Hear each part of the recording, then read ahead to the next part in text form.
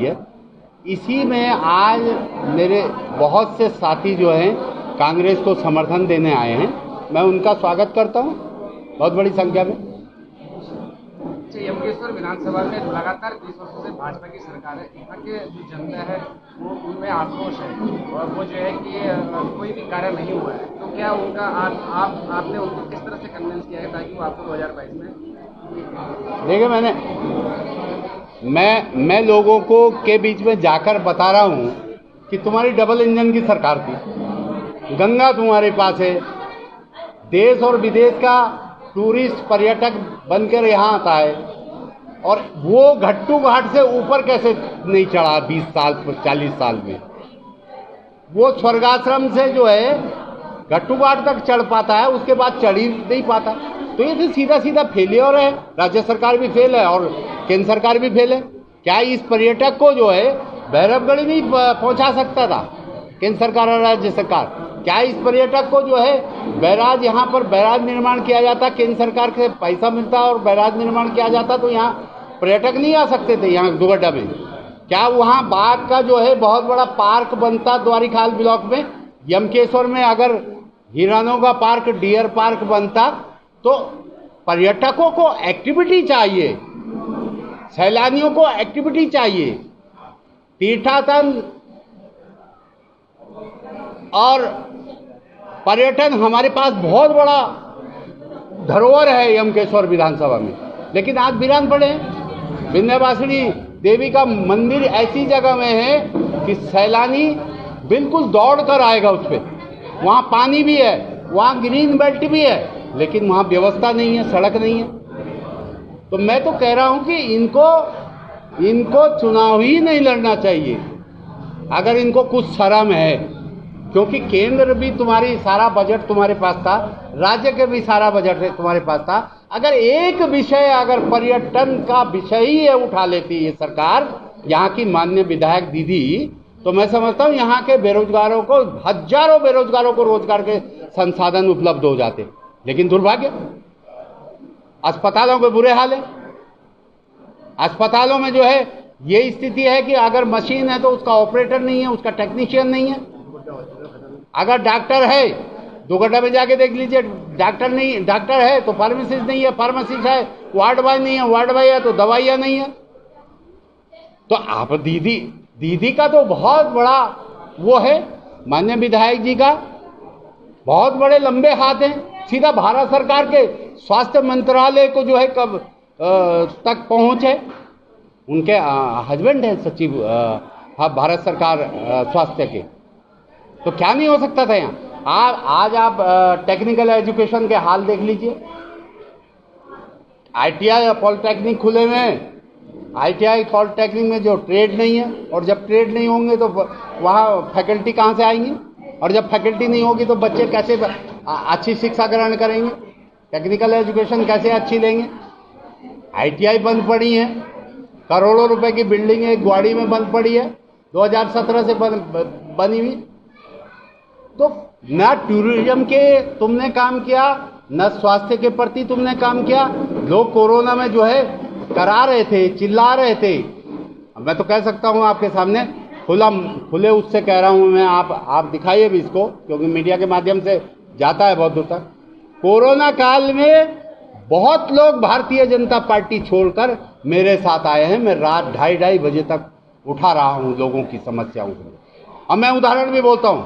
क्यार गांव के द्वारिखाल ब्लॉक के अंतर्गत शिव सिंह रावत हैं, भारतीय जनता पार्टी के पूर्व सैनिक है, छोड़कर भारतीय जनता पार्टी में मेरे साथ आए। दसमोरी गांव के प्रधानपति हैं अनिल नेगी, कहने लगा ऐसी पार्टी को तो तिलांजलि।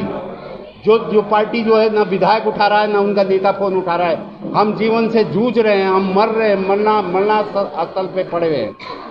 और उस पार्टी के लोग, जिस पार्टी के लिए हमने दिन रात काम किया, वो पार्टी के लोग जो है रात को फोन नहीं उठा रहे हैं। हम कोई सुविधा नहीं मिल रही है। अनिल प्रधानपति जी मेरे साथ भारतीय जनता पार्टी छोड़कर आए। सतेज सिंह जी हैं परसुली के, बुजुर्ग आदमी हैं। उन्होंने कहा ठीक नहीं है ये विधायक जी, इन्होंने कोई विकास नहीं किया। और मैं बता रहा हूँ कि हजारों लोग आएंगे अभी भारतीय जनता पार्टी के। जैसे यमकेश्वर को जो है कि भाजपा बाहुल्य क्षेत्र माना जाता है, तो कांग्रेस क्या 2022 में कांग्रेस नहीं कौन कहता? देखिए बात सुनिए, मैं इतना बड़ा उदाहरण दे रहा हूं आपको कि जनता प्रेम की होती है, जनता स्नेह की होती है, जनता श्रद्धा की होती है, जनता समर्पण भाव की होती है। जनता किसी की नहीं है। जनता प्रचंड बहुमत जो है कांग्रेस को दे देती है और जनता फिर कांग्रेस को उठा के फेंक देती है। वही जनता जो है प्रचंड बहुमत भारतीय जनता पार्टी को दे देती है। तो जनता देखती है जो अच्छा काम कर रहे हैं उनको बना देती है, कहीं पे खराब लगता है तो उनको हटा देती है। तो कौन कह रहा है कि आप मैं कह सकता हूं ना, जनप्रतिनिधि का भी तो समर्पण भाव होना चाहिए। मैं इस विधानसभा में जो हूं, छोटी होली और बड़ी होली थी 2 दिन, जिस दिन मेरे आगे पराजित लगा कि पूर्व विधायक हारे और तीसरे दिन मैं यहां आ गया जनता के बीच में, और उस दिन से आज तक उस जनता के बीच में हूं। क्यों? कि मैं समझता हूं मेरी नैतिक जिम्मेदारी जनता ने तय की है कि आपको असफल कर दिया, आपको हरा दिया, इसलिए आप अब 5 साल तक लोगों के साथ अच्छे से नमस्कार करो, लोगों के दुख दर्द में खड़े रहो। कहीं पे सरकार ठीक काम नहीं कर रही है तो उसको झकझोरो, सड़कों में आंदोलन करो। ये मेरी जिम्मेदारी तय करी है जनता ने, और मैं उसमें 5 साल के 4.5 साल तो बीत गए। अभी तक तो जनता कोई खराब नहीं बता रही और बिल्कुल बढ़िया बता रही है। तो मुझे पूर्ण विश्वास है कि 2022 में कांग्रेस यमकेश्वर में फतह होगी। बहुत बढ़िया कि ये तो कोई शक नहीं कि आप काम कर रहे हैं, लेकिन कहीं ना कहीं जनता में एक सस्पेंस बना हुआ है कि टिकट का उम्मीदवार टिकट किसको मिलेगा, जबकि वहाँ से कई इस समय जो है कांग्रेस के कई लोग खड़े। टिकट देखिए किसी को मिले जीतेगी कांग्रेस।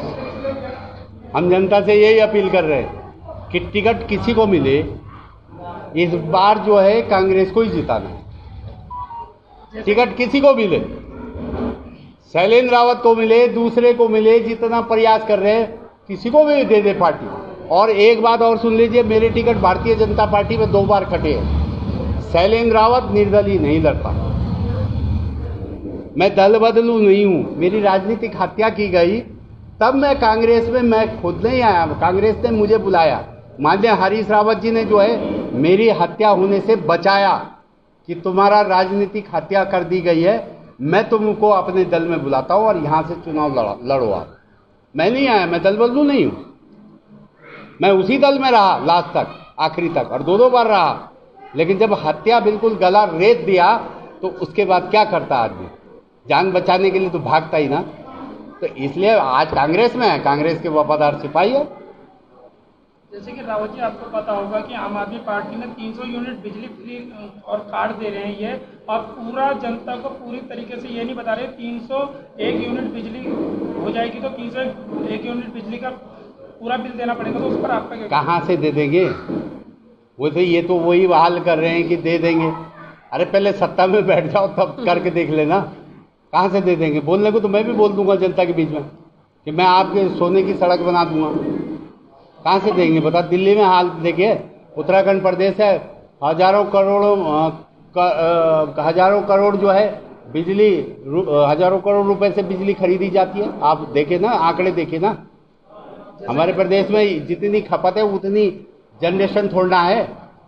जैसे कि आप कह रहे हैं बिजली फ्री नहीं दे देंगे, जैसे कहते हैं अरविंद केजरीवाल जी ने बिजली फ्री देने के लिए बोला था, भाजपा ने भी, और कहते हैं हरीश रावत जी ने भी बिजली फ्री तुरंत देने का वादा कर दिया था। उस पर आपका क्या कहना है? देखिए भैया, जो देखो राष्ट्रीय पार्टी हर समय यहीं रहती है। राष्ट्रीय पार्टी सत्ता में भी आती है, जनता उसे हटाती भी है। तो राष्ट्रीय पार्टी जो बात कहती है, राष्ट्रीय पार्टी वो करके दिखाती है। तो ये इस चीज पर आप चुनाव एक प्रकार के जनता को बहलाने फुसलाने का काम हो रहा है। 300 यूनिट बिजली बिल्कुल हो रहा है, बिल्कुल हो रहा है। केजरीवाल जी कहाँ से आ गए यहाँ? केजरीवाल जी बताएं ना उत्तराखंड के लिए क्या किया केजरीवाल जी ने, क्या उनका समर्पण है इस प्रदेश के लिए, कौन सा इतना बड़ा योगदान है उनका इस प्रदेश के लिए? पहले तो कुछ करके दिखाएं ना। ठीक है, आने का अधिकार सबका है, सब लड़ सकते हैं चुनाव। हम कह रहे हैं, जनता से अपील कर रहे हैं कि आपके निर्दलियों को वोट मत देना, तो ठीक है, कोई लड़ना चाहता है तो उसको रोक थोड़ा ना देंगे। एक आखिरी सवाल है, आप कोटद्वार से निवास करते हैं, लालढांग चिल्लरखाल मोटर मार्ग पर क्या कहेंगे, क्योंकि भाजपा इस समय 6 महीने में क्या लालढांग चिल्लरखाल मोटर मार्ग बन जाएगा, क्या आपके क्या राय है? ऐसा एक कहावत है कि भैया जब बन जाए, राजनीतिक लोगों के आचरण पे बहुत बड़ा धब्बा लग गया। आज जनता भी जो है बड़ा धब्बा है, वो मिटा नहीं पा रही है। राजनीतिक लोग जो हैं चौथे और पांचवें साल पे काम करते हैं, वो काम पहले साल से क्यों नहीं हो जाता? आप जो है यहाँ की विधायिका जी जो है कागज का टुकड़ा लाएंगी, शासनादेश जिसको बोलते हैं, जीओ बोलते हैं कि हाँ भंडारी जी आपके गांव की ये सड़क बन गई, आपके यहाँ ये योजना बन गई। भाई पहले साल से क्यों नहीं हुआ भाई? आप उस जनता ने तो आपको पहले साल से विधायक मान लिया ना, आपने शपथ ली और विधायक चुन के भेज दिया आपको, तो आप पहले साल से क्यों नहीं काम कर रहे? आज 5वां साल लगा हुआ, अब तो उल्टी गिनती शुरू होने वाली है। 3 महीने बाद आचार संहिता लग जाएगी। कब करेंगे आप? कब दिखाएंगे उस काम को? अगर हेमकेश्वर विधानसभा से आपको सफलता मिलती है तो फर्स्ट प्राथमिकता क्या रहेगी आपकी हेमकेश्वर विधानसभा? फर्स्ट मेरा पर्यटन रहेगा कि मैं पूरी ताकत के साथ भारत सरकार से भी लड़ाई करूंगा बजट के लिए, और राज्य सरकार से भी, चाहे हमारी सरकार आ रही है, कांग्रेस आ रही है, क्योंकि छोटे राज्यों में हर समय हिमाचल और उत्तराखंड में अदला बदली होती रहती है। मैं पहली प्राथमिकता वहाँ डियर पार्क बनाऊं, बाघ का पार्क बनाऊंगा यमकेश्वर में, द्वारिखाल में डियर पार्क बनाऊंगा, मालन की घाटी पे बैराज बनाऊंगा जहाँ पर्यटक केंद्र हो, दुगड्डा की उसमें बैराज बनाऊंगा। मैं इसके लिए पहले दिन से पूरा ताकत के साथ प्रयास करूंगा। और दूसरा मेरा रहेगा, क्योंकि हमारी सरकार ने कहा है, लेकिन कहीं ना कहीं हमारे अंदर जनप्रतिनिधि का आचरण जो है कमज़ोर हो गया। इसलिए कमज़ोर हो गया कि जनता जिता के भेजती है और जनप्रतिनिधि जनता को छल के चले जाते हैं और चौथे पांचवें साल पे काम करते हैं। दूसरा विषय चकबंदी, क्योंकि पहाड़ों की दुर्दशा हो गई और भारतीय जनता पार्टी की सरकार ने जो है अध्यादेश, भूमि अध्यादेश इस तरीके का बना दिया कि पूरा पहाड़ बिक रहा है। देश विदेश के लोग इस पहाड़ को खरीद लेंगे। हमारे लोगों में पैसा नहीं है। हमारे लोगों ने तो जीवन यापन करने के लिए रोजी रोटी उगाई है, चाहे हमारे परदादा रहे हों, दादा रहे हों।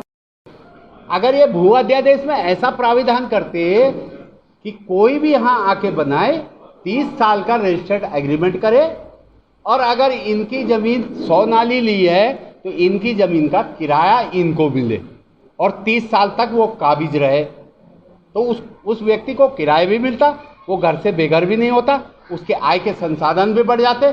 लेकिन भारतीय जनता पार्टी की सरकार ने एक बहुत बड़ी सोची समझी उद्योगपतियों को लाभ देने के लिए ऐसा भू अध्यादेश लाए कि पहाड़ को बेचने के, पहाड़ को नंगा करने के ऐसी योजना लागू कर दी। इसका विरोध होगा और चकबंदी पे लड़ाई होगी, और चकबंदी पे भी अपनी सरकार से वचनबद्धता दिलाई जाएगी कि चकबंदी का कार्य उत्तराखंड की पहाड़ी क्षेत्र में कब से शुरू होगा, इसको एक्सपोज किया जाएगा सरकार बनने से। अगर जनता का आशीर्वाद हमारे पर रहा और हमारी सरकार पे आशीर्वाद रहा तो निश्चित रूप से 2 काम अगर हमने उठा दिए, चकबंदी और पर्यटन। यहाँ तीसरे काम तो बाकी चीज़ है, स्वास्थ्य की चीज़ है, टेक्निकल एजुकेशन भी वो अपनी महत्व रखता है, अपनी जगह इम्पोर्टेंस है उसकी भी। लेकिन पर्यटन के माध्यम से यमकेश्वर विधानसभा के लाखों हजारों युवाओं को जो है रोजगार मिलेगा। कोई ढाबा खोलेगा, कोई रिजॉर्ट खोलेगा, कोई गाइड बनेगा, कोई गाड़ी लेगा, इतने लोगों को रोजगार मिलेंगे। मालन घाटी पे पर्यटक आएगा, कुछ भी नहीं है मालन घाटी पे, जो है सब सिविल लैंड है, बैराज बना सकते हैं बहुत अच्छा। लोगों की जमीन कटने से रोक भी होगी और बैराज भी बनेगा और वहाँ पर्यटक केंद्र बनेगा। वहाँ से हम ट्रैक शुरू कर सकते हैं। 6 फीट जो है जिला पंचायत की सड़क रही है डिस्ट्रिक्ट बोर्ड की, उसको बजट देकर उसको सफाई कर सकते हैं। कर्णाश्रम से बहुत बढ़िया ट्रैकिंग रूट बन सकता है, जो हमारे पास 15-16 किलोमीटर का ट्रैकिंग है। और मालन में जो पौखाल से नीचे वाला क्षेत्र है सब सिविल भूमि है, वहाँ बैराज एक छोटा डैम सा बन सकता है जहाँ पे मोटर बोट चलें, जहाँ पे और गतिविधि एक्टिविटी हों, और वैसे उसको पर्यटन को और तीर्थाटन को जोड़ के एक ही विषय है। अगर बेरोजगारी खत्म करनी है तो यहाँ तो एक ही विषय है पर्यटन, और जो आज तक नहीं हुआ देश आजादी के बाद, गट्टू घाट से ऊपर कोई नहीं चढ़ा। ये तो नकारापन है भारतीय जनता पार्टी का। अगर भारतीय जनता पार्टी चाहती तो इनके पास तो बजट का पूरा थैला भरा हुआ है, केंद्र सरकार भी इनकी, राज्य सरकार भी इनकी, ये तो ले आते हैं बहुत बड़ा बजट। तो ये बड़ा दुर्भाग्य रहा। हम लोगों के बीच में जाके कह रहे हैं, समझा रहे हैं, अगर लोग समझेंगे तो निश्चित रूप से ऐसा लग रहा है लोग मान भी रहे हैं, भीड़ भी आ रही है, लोग बोल भी रहे हैं आपके कांग्रेस को जिताएंगे।